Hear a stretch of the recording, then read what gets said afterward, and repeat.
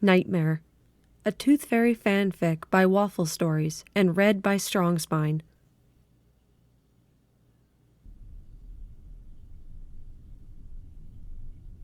Tracy walked through the musty darkness, his wand held up like a torch, surrounding him with a globe of soft, greenish-bluish light. He had been walking for hours, it felt like, days on end. He was looking, searching for something important, something that nagged at the edge of his mind, drew him onwards, casting the small pool of light this way and that. His side ached in a curious, stitchy sort of way, pulling at the ribs, but he paid it no attention. Certain other things, too, were puzzling. Usually the ground down here was either crispy or spongy, yielding a little with each step. It was never too pleasant to walk on. The feel of it tended to draw uneasy, creepy-crawly pictures in the mind. It felt too much like something once alive, a world-sized fungus. Something huge and primordial that had exhausted its own food supply and dried to a dusty shell in the blind dark centuries ago. The ground unspooling under the soft glow of his wand was flat and smooth. It glinted like marble, veinous white marble laid in square slabs. The squares were endless, as neat as a graph. He patted over lilies and daisies, petals inlaid in thin, pearly slivers, chains upon chains unfolding and spiraling away into the murk. Tracy? His breath caught in his throat, and he started to run. Blossoms blurred under his feet. The musty shadows trembled, breathed out once, and he was standing still with his side needling him and his head spinning dizzily, staring at a pair of wings, pink as candy floss. The folded wings of a young fairy, standing with her back to him at the edge of the light. "Where's my wand?" Tracy couldn't speak. He didn't have the breath. An icy fist had punched the air out of him, no less winding for the formless, bewildered rush of hope that came flooding behind it. She was alive. "My wand, Tracy," said Fern. "My poor wand. What have you done to it?" I'm sorry," he managed at last. The wand glowed in his hand, brighter and brighter, stinging his eyes. It had been yellow once, sunny, sunflower yellow with rubbed spring-green channels carved around its handle.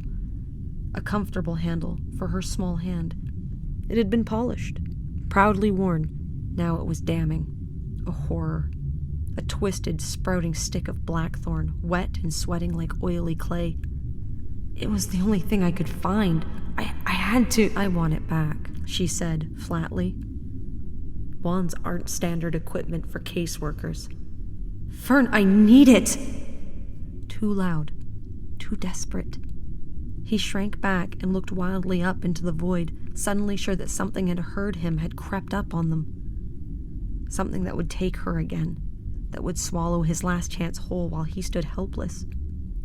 He'd felt the same sickening fear for Sam Meritorious.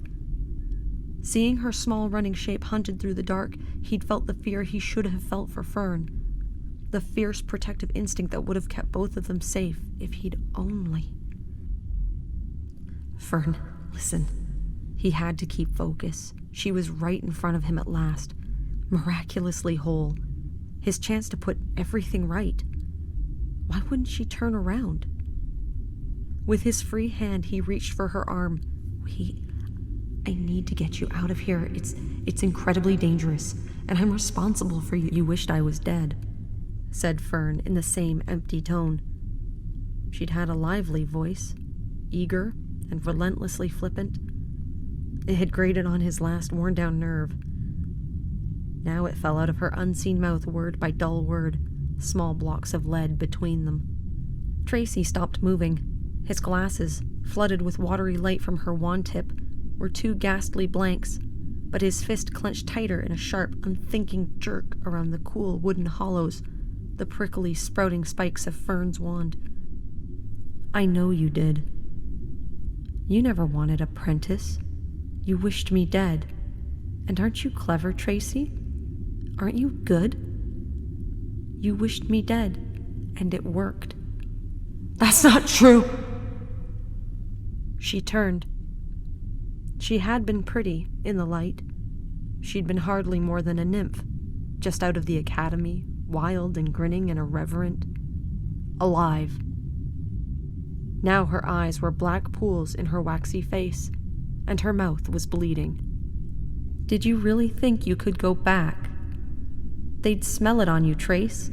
They'd know. Because in the dark, you find out who you really are. This is where you belong. You know that, don't you? In the dark.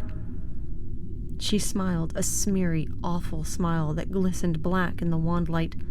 A smile just for him. With me. He woke in a breath, opening his eyes into a blurry, watery gloom.